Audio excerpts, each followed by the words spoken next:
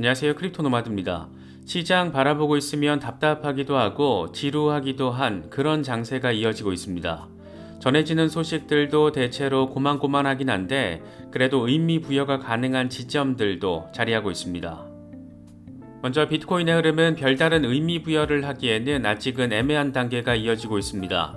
들려오는 전망들도 중장기적으로는 긍정적이지만 단기적으로는 한 번 더 고꾸라질 수 있다라는 점을 내비치는 내용들도 이어지고 있습니다. 어쩌면 아직 바닥 부근에서의 마지막 매수 찬스가 한 번은 남아있지 않을까 그런 생각도 들게 하는 부분입니다. 비트코인 현물 ETF의 오픈발은 이제 슬슬 약해지고 있는 모습입니다. 그레이스케일 GBTC 매도세는 거의 다 나올 건 나온 듯한 모습을 보이고 있고 다른 9개 현물 ETF로의 자본 유입량도 상대적으로 줄고 있습니다. 그럼에도 불구하고 출시 한 달도 안 돼서 이 정도 퍼포먼스를 보였다라는 점에서 블록버스터급 대박이다 이런 평도 나오고 있습니다. 암튼 어마어마한 이슈 하나가 1월에 터진 것은 아주 분명해 보입니다. 리플 소송 상황이 아주 흥미롭게 진행되고 있습니다. 기관 대상으로 판매된 XRP 계약서 등에 대한 공개 여부를 놓고 완전 개끝장 대립 양상을 보이고 있습니다. 약식 재판 판결 이후에 가장 극강 수준의 대립이 아닐까 싶은 생각도 드는데 돌아가는 것 보니까 뭔가 의미 있는 전격적인 내지는 전폭적인 합의 이런 걸 기대할 분위기는 전혀 아닌 것 같습니다. 이슈적인 측면에서 최대 화두인 소송 이슈가 역시나 대립각을 아주 분명히 선명히 하고 있는 가운데 차트적으로는 아주 흥미로운 지점들이 연이어서 포착되고 있어서 나름의 기대감도 함께 던져주고 있습니다. 그럼 이번 영상 시작하겠습니다. 비트코인의 흐름은 아직은 참 애매모호합니다. 한 번 더 쏟아도 이상하지는 않은데 이러다 한 번 치고 올라갈 법한 기대감도 함께 안겨주고 있습니다. 지금 20일 지수이동 평균이 42,000달러 초반에 자리하고 있어서 최소 이 위에서 지지를 받아줘야 의미 있는 반등세를 보여줄 수가 있고 지금 수준에서 더 빠질 경우에는 34,000달러 수준까지도 급락할 가능성 함께 생각해 볼 수 있는 그런 상황입니다. 공포 탐욕 지수는 하루 전보다 3포인트 떨어진 49를 기록하면서 중립 단계가 이어지고 있습니다. 비트코인 도미넌스는 살짝 반등해주면서 51%대 후반에서 오르내리고 있습니다. 현재 비트코인의 흐름과 관련해서 익명의 분석가 맥스는 지금까지 비트코인은 이미 로컬 고점에서 31% 하락했는데 38,000달러에서 바닥을 칠지 아니면 35,000달러나 32,000달러에서 바닥을 칠지 이런 건 아무도 알 수 없다. 하지만 한 가지 확실한 것은 지금이 새로운 올타임 하이가 시작되기 전에 비트코인을 저렴하게 구매할 수 있는 마지막 기회라는 것이다. 이걸 놓쳐서는 안 된다. 이렇게 설명을 하면서 지금 쫄아서 패닉셀을 할 때가 아니라 저가 매수를 하거나 그 준비를 해야 될 타이밍이라는 점을 강조했습니다. 스탁머니 리잘드의 경우에는 두 가지 시나리오를 제시하면서 지금이 현물 비트코인을 포트폴리오에 추가할 수 있는 좋은 기회라는 점을 강조했습니다. 먼저 첫 번째 시나리오는 지금은 기술적 관점에서 전형적인 하락 추세의 시작을 보여주고 있다. 그래서 34,000달러가 잠재적인 하락 목표 구간이 될 수 있는데 중요한 지지 구간은 38,400달러다. 이렇게 설명을 했습니다. 38,400달러가 깨지면 34,000달러까지 후퇴가 가능하고 이후에 반감기 랠리가 펼쳐지는 상황을 첫 번째 가능한 시나리오로 제시하고 있습니다. 차트에서는 검은색 라인의 흐름이 이걸 보여주고 있습니다.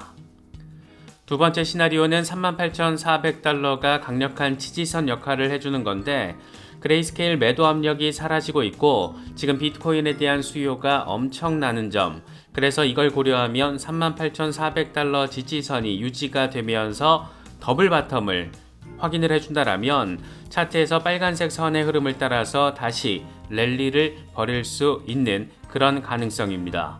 두 가지 시나리오 모두 그럴싸하긴 한데 가급적 35,000달러 밑으로 다녀오지는 않았으면 좋겠다. 이런 생각이 드는 것은 꼭 기분 탓만은 아닌 것 같습니다. 비트코인 현물 ETF는 미국 월가에서 정말이지 대박을 쳐버린 모습입니다. 블룸버그 애널리스트 에릭 발추나스는 현물 ETF의 9거래일차 자본 유입 출입 데이터를 보면 좋은 소식과 나쁜 소식이 공존한다. GBTC 자본 유출은 완화되고 있지만 다른 9개 현물 ETF의 자본 유입량도 줄어들고 있다. 이렇게 진단했습니다.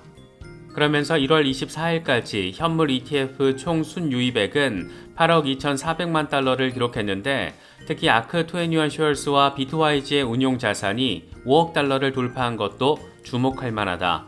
일반적으로 특정 ETF가 출시 첫 달 운용 자산 규모가 5억 달러를 넘기면 블록버스터급 대박으로 간주한다. 이렇게 설명했습니다. 아주 그냥 대박 났다라는 겁니다. 이런 전반적인 상황과 관련해서 역시 블룸버그에서 일하는 제임스 세이파트가 조금 조심스러운 분석을 제시한 것도 눈에 띕니다. ETF의 자본 순유출입 흐름으로 시장의 움직임을 예측할 수는 없다. 만약 그게 가능했다라면 나는 벌써 부자가 됐을 것이다. ETF가 시장 전체를 대변할 수 있는 건 아닌데 이게 상대적으로 파이가 큰 건 맞다. 하지만 전체적인 파이에는 훨씬 더 많은 요소들이 존재한다. 비트코인 ETF로의 자본 유입이 가격 상승을 견인할 것이라고 투자자들은 생각하지만 반대의 상황도 충분히 연출될 수 있다. 펀드는 자산 가격을 결정하는 시장의 수요 공급 균형의 하위 집합일 뿐이다. 이렇게 설명을 했습니다. 비트코인 현물 ETF가 보여주고 있는 파급력도 분명하지만 이게 전부는 아니라는 점 새삼 느낄 수 있는 부분입니다. 이런 와중에 미국 법무부가 다크웹 마켓 실크로드 에이전트에서 압수한 1억 3천만 달러 규모의 비트코인을 매각한다라는 소식도 더해졌습니다. 미국 정부는 법무장관의 승인 아래 몰수 재산을 처분하겠다라는 의사를 통보하게 되는데 1억 3천만 달러 규모의 비트코인이 이번에 시장에 던져질 수 있는 상황을 의미합니다. 물론 규모 자체가 그렇게 크지 않다 보니까 GBTC 매도세와 비교하면 5분짜리 이벤트 정도밖에 되지 않는다. 이런 분석도 나오고 있습니다. GBTC 매도세가 완화되고 있다는 것은 숫자 데이터가 보여주고 있는 그런 상황이기도 한데 이와 관련해서 JP모건은 GBTC 이익 실현이 거의 마무리가 되면서 비트코인에 가해진 최근의 하방 압력이 완화될 가능성이 있다라고 전망했습니다. JP모건 분석가들은 GBTC로부터 이미 43억 달러 이상 빠져나갔다라는 점을 고려하면 이익 실현은 대부분 이루어진 것으로 결론을 내렸다. 이에 따라서 비트코인에 가해진 하방 압력 역시 거의 대부분 지나갔을 것을 암시한다. 이렇게 설명했습니다. 앞서 JP모건은 GBTC 매도세가 본격적으로 시작됐을 때 최소 50억 달러에서 많게는 100억 달러까지 유출이 가능하다. 이런 전망을 제시하기도 했습니다. 이번에 블랙록이 자사의 비트코인 현물 ETF와 관련해서 비트코인 투자를 주제로 웨비나를 개최하기로 하면서 주목받고 있는데 이 와중에 CEO 레리 핑크는 비트코인 띄우기에 여념이 없는 모습을 보여주고 있습니다. 이 양반은 비트코인은 전 세계적으로 채택된 최초의 인터넷 기반 화폐로 세계에서 가장 큰 암호화폐다. 비트코인 거래는 블록체인 기술을 사용해서 은행 없이 전송될 수 있다. 이런 점을 강조하고 있습니다. 현물 ETF 승인으로 엄청난 재미를 보고 있는 만큼 과연 이더리움 등 앞으로 여러 알트코인들과 관련해서 블랙록의 ETF 전략이 어떻게 더 구체화되고 어떻게 설정될지 이건 역시 올해 한 해를 관통하는 핵심 화두가 될 가능성 무척 높아진 상황입니다. 이더리움 현물 ETF 이슈 이후에 다음 주인공은 누가 될 것인가? 이건 사실 그레이스케일 포트폴리오를 보면 어렵지 않게 짐작 가능하지 않나 생각되기도 합니다. 이번 GBTC의 현물 ETF 전환이 이루어진 것처럼 그레이스케일은 이더리움에 이어서 다른 알트들에 대해서도 현물 ETF 전환 신청을 할 가능성이 무척 많이 높아진 상황입니다. 과연 누가 우선적인 주인공이 될 것인가? 이건 홀딩하고 있는 토큰의 규모가 어느 정도 설명을 해주지 않나 생각되기도 합니다. 먼저 단일 신탁 상품을 기준으로 놓고 보면 이더리움이 단연 1방이고 그 다음으로는 이더리움 클래식, 라이트코인, 비트코인 캐시, 솔라나, 스텔라 루멘 등이 이름을 올리고 있습니다. 그 뒤로는 마나, 지캐시, 호라이젠, 체인링크, 라이브피어, 베이직 어텐션, 파일코인 등 그레이스케일 포트폴리오에 담겨 있는 종목들 확인할 수가 있습니다.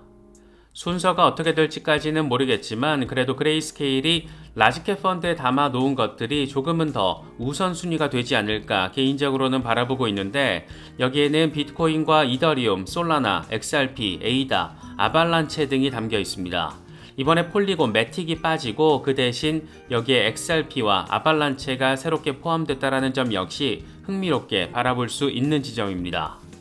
리플 소송과 관련해서도 아주 흥미로운 상황들이 펼쳐지고 있습니다. 한동안 태풍 전야처럼 조용하게 자리하고 있더니 거의 역대급 갈등 상황이 포착되고 있습니다. 핵심은 리플이 기관들을 대상으로 판매한 XRP 계약서, 재무제표 공개 등을 놓고 지금 양측이 격하게 대응을 하고 있는 건데, 먼저 SEC는 이번 소송, 특히 과태료 부과 기준과 관련해서 결정적인 증거라고 우기면서 XRP 판매 관련 리플의 내부 자료를 제출하라고 요구하고 있고, 이에 대해서 리플 측은 이번 소송과는 무관하다라며 SEC를 향해서 개소리 집어치우라는 반응을 보이고 있습니다. SEC는 리플의 재정 상태가 벌금을 결정하는 데 있어서 매우 중요하다라며, 그렇기 때문에 리플이 판매한 XRP의 상황, 가격을 꼭 알아야 한다라는 입장입니다. 하지만 리플 측은 또다시 법원의 입장을 제시하면서 SEC는 일반적인 ODL 계약을 넘어선 계약을 찾으려고 한다. 벤더, 독립계약자, 기부 이런 것은 투자 계약에 따른 판매가 아니다. 이렇게 강경한 대응을 보이고 있습니다. 이런 거 보면 양측이 원활하게 전격 합의한다. 이런 기대감은 그냥 저쪽에다가 조용하게 얌전하게 내려놓는 게 낫지 않을까. 결국 관건은 4월 23일 개시가 예상되는 1심 정식 재판에 대한 최종 판결이 아닐까. 그런 생각이 강하게 드는 것 같기도 합니다. 요즘 리플 XRP의 기술적인 흐름과 관련해서 긍정적인 전망들이 이어지고 있는데, 특히 주간 차트와 월간 차트가 워낙 예쁘게 만들어지고 있어서 패턴 완성에 따른 반등 기대감을 주입시키고 있는 상황입니다. 물론 이슈적으로 소송 상황이 어떠냐에 따라서 상당한 영향을 받기도 하겠지만, 현재 만들어지고 있는 패턴의 흐름 그 자체만 놓고 보면 꽤나 섹시하다, 이런 내용이 핵심입니다. 이번에는 묻지마 강세론자 크립토불이 XRP가 올해 10달러에서 14달러까지 갈 수 있다라는 나름 전폭적인 숫자를 제시했는데, 근거로는 월간 차트가 채널 하단 지지를 받으면서 동시에 삼각 패턴을 아주 예쁘게 만들어가고 있다라는 점, 그래서 10달러까지 올해 치고 내달릴 수 있다라는 점이 강조되어 있습니다. 올해 10달러 찍고 다음 겨울에 삿포로에 꼭 갈 수 있으면 좋겠습니다. 거시경제적인 관점에서도 좀 챙겨야 하는 것들이 자리하고 있는데, 미국의 지난해 4분기 GDP가 월가의 기대치를 크게 웃돌면서 3월 금리 인하는 사실상 물 건너갔다, 이런 진단이 제시되고 있습니다. 경제가 이렇게 강한데 굳이 급하게 금리를 내릴 필요가 없다라는 겁니다. 미국의 지난해 4분기 GDP 속보치는 3.3%로 시장의 예상치 2%를 크게 웃돈 것으로 나타났습니다. 3분기에 4.9%보다는 둔화한 것이지만 팬데믹 기간을 제외하면 2014년 이후 가장 강력한 숫자에 해당한다라고 바라볼 수가 있습니다. 경제가 생각보다 강력하다라는 점이 이렇게 확인되면서 3월 금리 인하는 물 건너갔다라는 평이 우세하지만, 그래도 올해 금리 인하 단행과 관련해서는 연준에게는 완벽에 가까운 조건이 조성된 것으로도 바라볼 수 있는 상황입니다. 이와 관련해서 해리스 파이낸셜 그룹의 디렉터는 헤드라인 수치는 강력한 소비와 인플레이션 하락이라는 완벽한 조합을 보였다. 올해 금리를 내리고자 하는 연준 위원이라면 이런 데이터를 보고자 했을 것이다. 이렇게 평가하기도 했습니다. 현재 CME 페드워치 금리 선물 시장 상황을 보면 5월 인하 가능성이 90% 수준으로 나타나고 있습니다.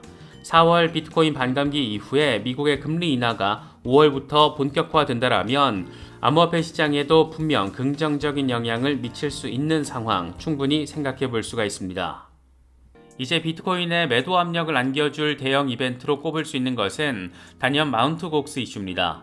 지금 마운트 곡스 자산 수탁자가 채권자들에게 이메일을 보내서 비트코인과 비트코인 캐시 상환에 사용될 거래소 주소 정보들을 물었다라는 것이 알려지면서 드디어 올 게 오고 있구나, 이런 정서를 키우고 있습니다.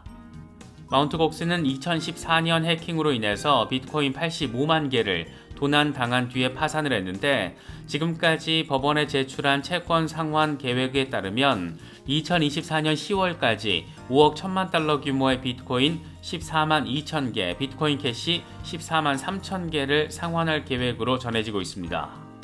이게 사실 간단치가 않은 게, 마운트 곡스가 채권 상환을 위해서 앞으로 2개월 안에 비트코인 20만 개를 언락할 계획이다, 이런 말까지 나오고 있기 때문입니다.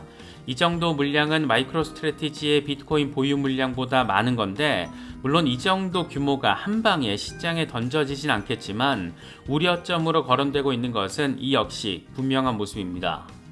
이와 관련해서 대표적인 비트코인 맥시 가운데 한 명인 샘슨 모우는 마운트 곡스 채권 상환으로 인해서 암호화폐 가격 하락은 제한적일 거라고 전망했습니다. 10년 동안 버텨온 채권자들이 서둘러서 매도에 나서지는 않을 것이다. 일부가 매도를 하더라도 대규모 이탈은 발생하지 않을 거고 시장은 이걸 쉽게 흡수할 수 있다. 암호화폐가 강세를 보이는 상황에서 채권자들이 다른 대체 자산을 찾기는 쉽지 않을 것이다. 이렇게 설명했습니다. 이런 말도 물론 일리가 있는 부분이 있지만 사실상 10년 동안 강제 장투를 했던 것과 비슷한 건데 그동안의 어마어마한 시세 차익을 생각을 하면 어느 정도 물량은 충분히 던져질 수도 있지 않을까 그런 생각이 들기도 합니다.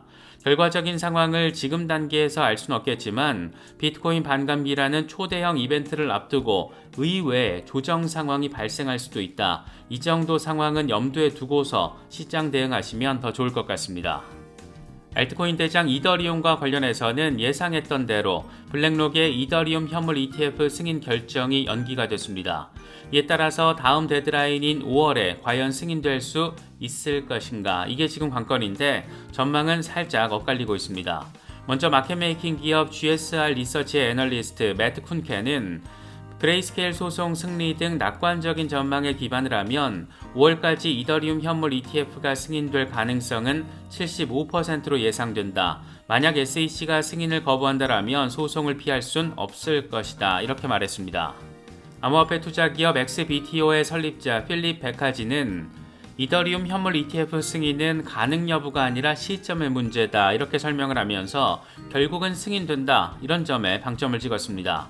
반면 스카이브리지 캐피털의 앤서니 스카라무치는 SEC는 비트코인 현물 ETF 승인으로 대부분의 암호화폐를 증권법 적용 대상으로 간주한다라는 점을 분명히 했다라며 다소 회의적으로 내다봤습니다. 블룸버그 애널리스트들은 현재 5월 승인 가능성을 75% 수준으로 전망하고 있고 JP모건의 경우에는 50% 이하라고 내다본 상태입니다. 이와 관련해서 SEC 현직 위원장과 어쩌면 차기 위원장이 될지도 모를 인물의 멘트가 상당히 대비가 되는데 먼저 우리의 쭈꾸미 대가리 게리 갠슬러는 비트코인 현물 ETF 승인은 단일 암호화폐에만 국한된 것이고 그 이상으로 해석돼서는 안 된다. 비트코인 현물 ETF는 장외 시장에서 거래되는 게 아니라 규제받는 거래소에 상장돼 있다. 10개에서 11개가 동시에 상장돼 수수료 등에서 경쟁이 이루어진 측면도 있어서 투자자들에게는 나은 방향이다.